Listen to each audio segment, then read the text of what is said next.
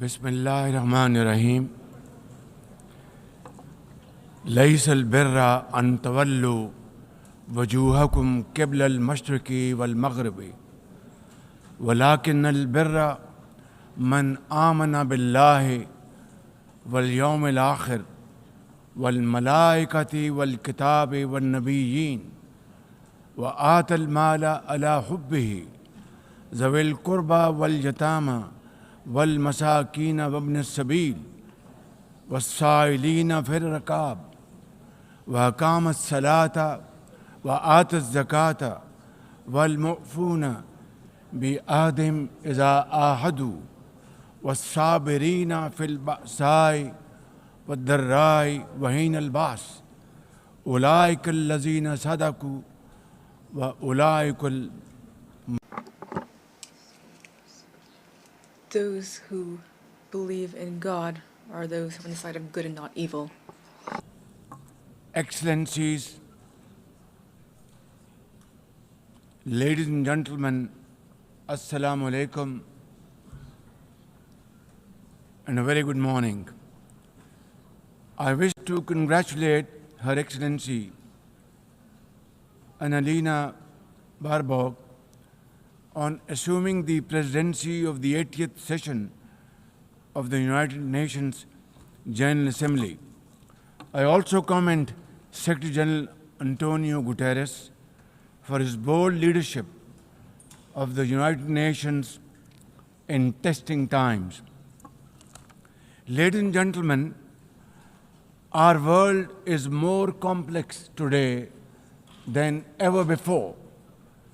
Conflicts are intensifying, international law is being brazenly violated, humanitarian crises are multiplying, terrorism remains a potent threat, disinformation and fake news undermine trust, climate change threatens our very survival, and more so countries like Pakistan. Today, multilateralism is no more an option, it is need of the hour. Excellencies, Pakistan's foreign policy, guided by the vision of Quaid-e-Azam Muhammad Ali Jinnah, is based on peace, mutual respect and cooperation. We believe in the peaceful settlement of disputes through dialogue and diplomacy. Last year, from this very podium, I had warned that Pakistan would act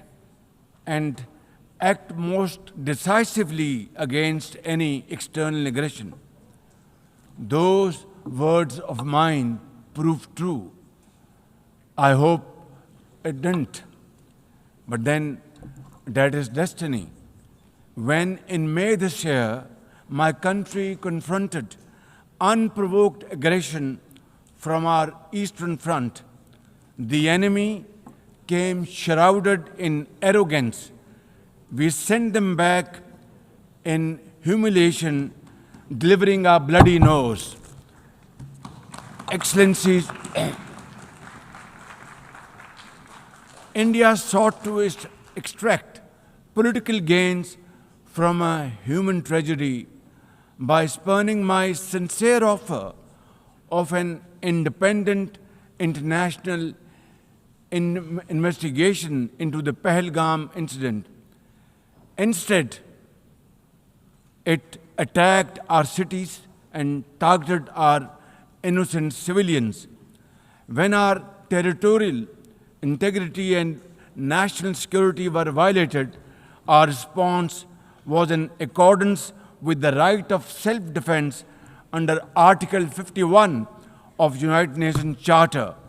Our valiant armed forces, under the stellar leadership of Field Marshal Syed Asim Munir, mounted an operation of stunning professionalism, bravery, and acumen, repulsing the enemy's attack under Air Chief Marshal Zahir Babar Sidhu. Our falcons took flight and etched their answer across the skies, resulting in 7 of the Indian jets turned to scrap and dust. A decisive response.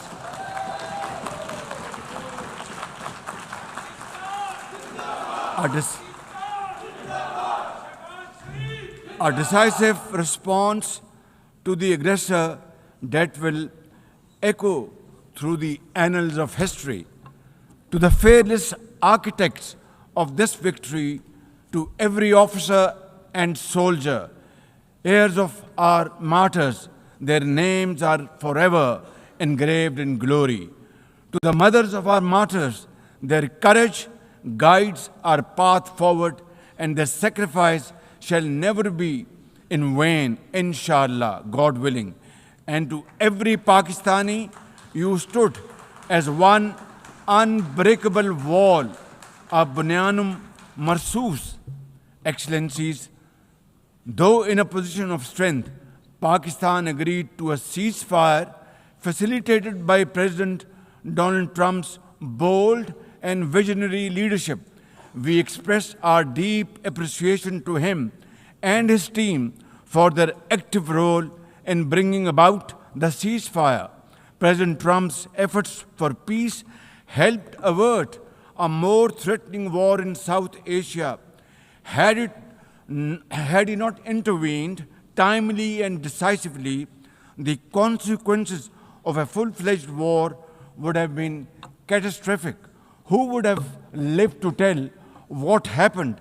And therefore, in recognition of President Trump's wonderful and outstanding contribution to promote peace in our part of the world, Pakistan nominated him for Nobel Peace Prize. And I think this is the least we could do for his love for peace.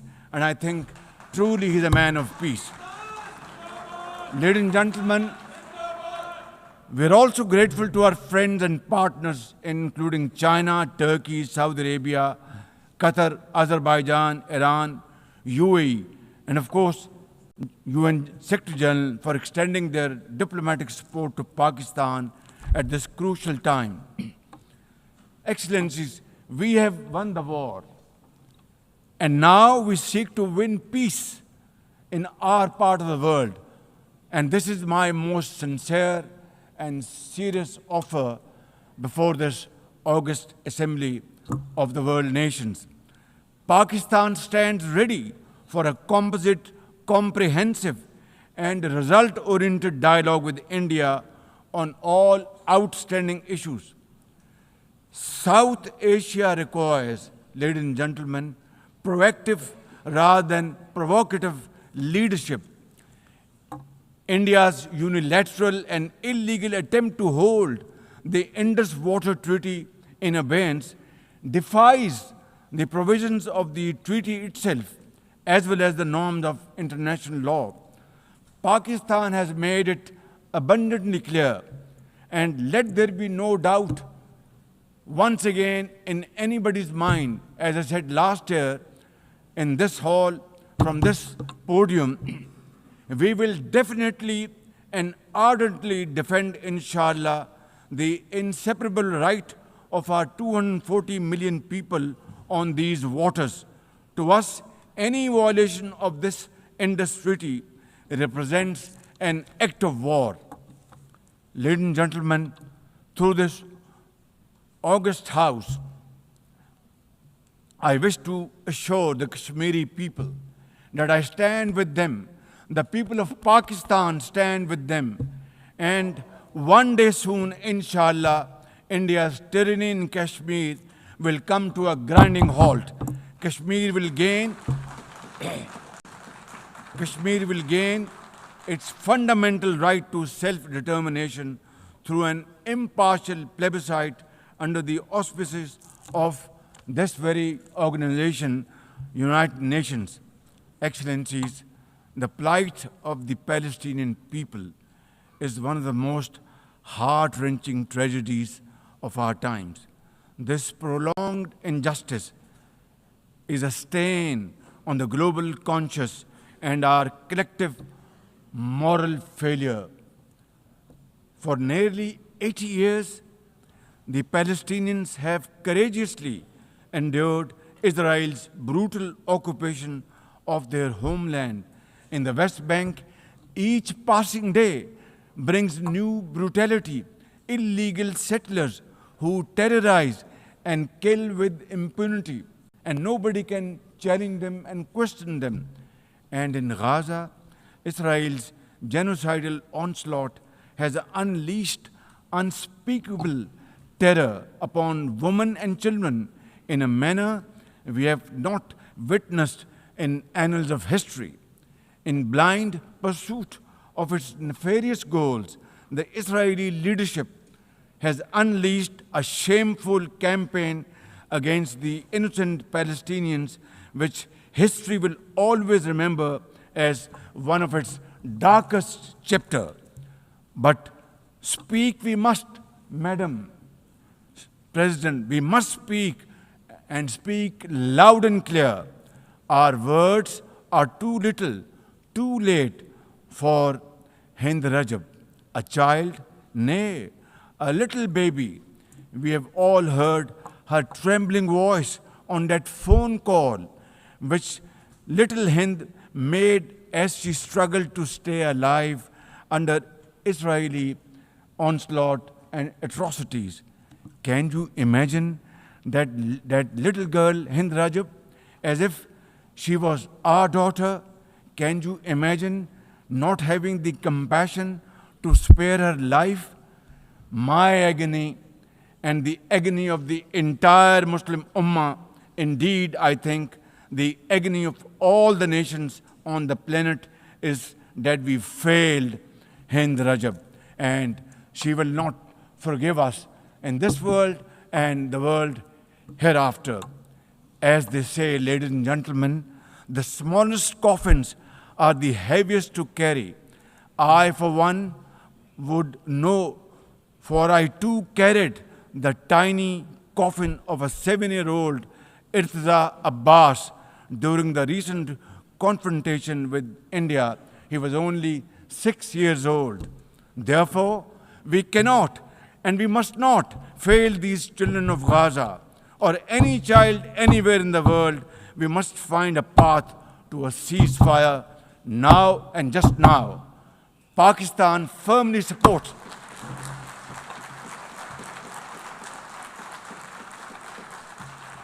Ladies and gentlemen, Pakistan firmly supports the demand of the Palestinian people for the establishment of a sovereign Palestinian state with pre-1967 borders and Al-Quds Sharif as its capital.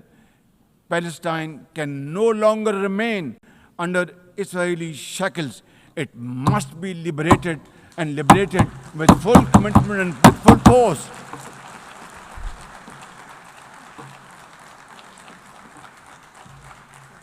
Excellencies, as far as Pakistan is concerned, we were among the first to recognize Palestinian statehood in 1988. And now we welcome the recognition of the state of Palestine by a number of countries recently around the globe, and urge others to also follow suit, because time and tide wait for none. We are further grateful for President Trump's timely initiative to invite Arab Islamic states 3 days ago here in this building for a consultative session at the United Nations. And I was also part of that consultative process. And I think, and I hope and pray to God that it has rekindled hope for a ceasefire in the nearest future, for which the credit must again be attributed to President Trump for this peace initiative. Excellencies, Israel's recent attack on Doha and its continued violations of the sovereignty and territorial integrity of numerous countries is reflective of its rogue behavior. Pakistan stands unwaveringly with our brothers and sisters in Qatar. We also support all efforts for a peaceful resolution of the We also support all efforts for a peaceful resolution of the Ukraine conflict in line with the UN Charter to end human sufferings and global turmoil caused by this protracted war. Madam President, Pakistan condemns terrorism in all its forms and manifestation. For over 2 decades, Pakistan has been at the front line of global counter-terrorism efforts, having suffered over 90,000 people. We lost 90,000 people of our country, babies, children, mothers, sisters, brothers, elderly people, doctors, engineers, and also suffered economic loss of $150 billion. Please tell me, put your hand on your heart, that what can be a bigger manifestation of our commitment to fight terrorism and erase it not only from the face of Pakistan, but from the face of this global world. And I believe a man killed in New York is a man killed in Lahore, a man killed in Islamabad is a man killed in London. It's a global village. So I think unless and until terrorism is defeated hands down, this world will not be a peaceful place to live. And for that, Pakistan's sacrifices are probably the biggest around the globe. It must be respected and appreciated because we are a bulwark. Had these terrorists not been encountered by us, they would have been roaming on the streets of New York and London and God knows Far East. So I think this is our humble contribution, not only for the people of Pakistan, but the people all over the world.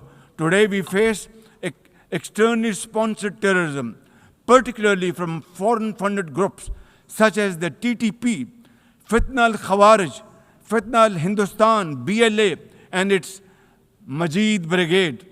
Operating from Afghan soil, these groups are responsible for some of the most heinous attacks inside Pakistan, including the dastardly Jafar Express train incident earlier this year, the train was hijacked and 400 people were kept for days and weeks. And mercifully, by Allah Almighty's grace, our armed forces and law enforcing agencies were able to recover them. Now, as an immediate neighbor and a brotherly country of Afghanistan, Pakistan has a direct stake in a peaceful Afghanistan. We believe that the key to development and prosperity lies in regional stability and connectivity. Pakistan continues to engage with all partners to extend humanitarian assistance, promote economic recovery, and encourage inclusive political framework in Afghanistan. The interim Afghan government must, however, uphold human rights, including women's rights.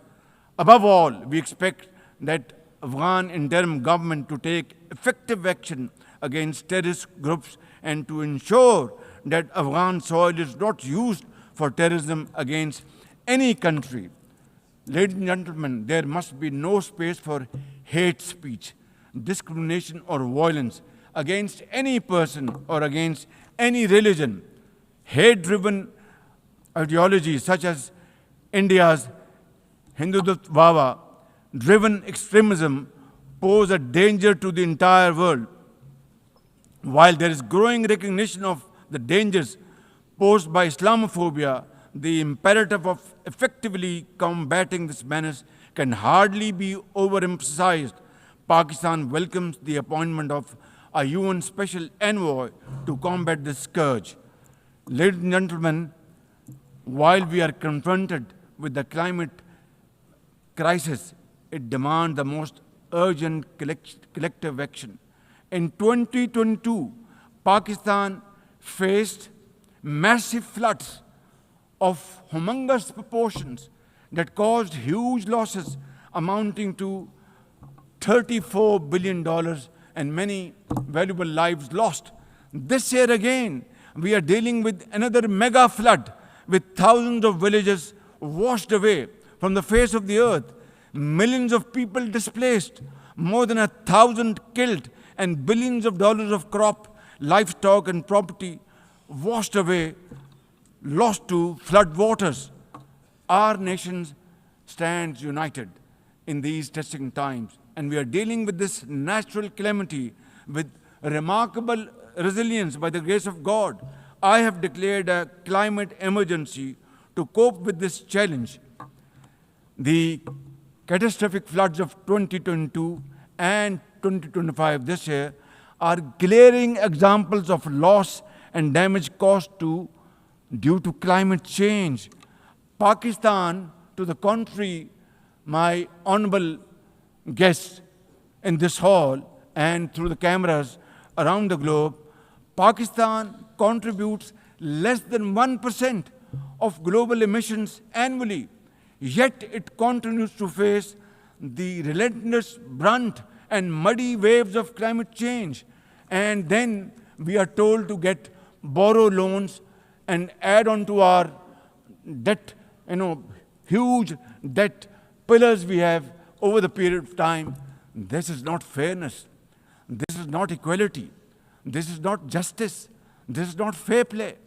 How can you expect a country which is a developing country facing humongous flood challenges every year due to climate change and no fault of ours, and yet we are told to borrow more loans? I think borrowing loan would be destroying your economy. We will be better off than not borrowing loan and standing on our own feet, working hard, tirelessly, blood and sweat, and we will, inshallah, make Pakistan a great country, inshallah. Ladies and gentlemen, while we deal with climate change, I bear good tidings on the domestic economic front. Socio-economic development and the welfare of our people are among my government's foremost priorities. We have successfully implemented deep-rooted structural macroeconomic reforms, modernized and broadened our taxation system, intensified efforts to mobilize productive investment, and embraced digitization, AI, and crypto as the tools of the future. Strategic partnerships, including our all-weather cooperation with China through the China-Pakistan Economic Corridor under President Xi Jinping's landmark Belt and Road Initiative, are contributors to our progress as I speak. I admire the vision and foresight of President Xi Jinping, whose recently launched Global Governance Initiative, along with other global initiatives, offers a comprehensive framework for a more just, fair, and inclusive development. Excellencies, as a non-permanent member of the UN Security Council, Pakistan is playing its constructive role in conflict prevention. The unanimous adoption of Resolution 2788 under our presidency of the Council has renewed our collective commitment to multilateralism, respect for the UN Charter, and effective implementation of UN Security Council resolutions.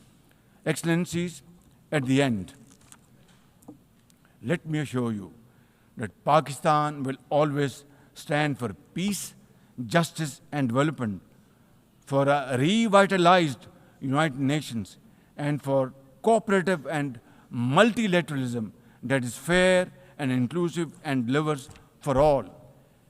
Therefore, let this 80th anniversary not simply commemorate history, let us make history and chart a future for the next 80 years with these United Nations as enduring hope for global good.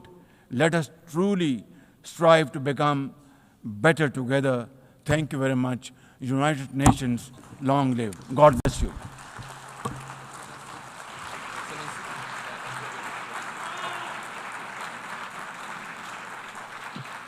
On behalf of the Assembly, I wish to thank the Prime Minister of the Islamic Republic of Pakistan.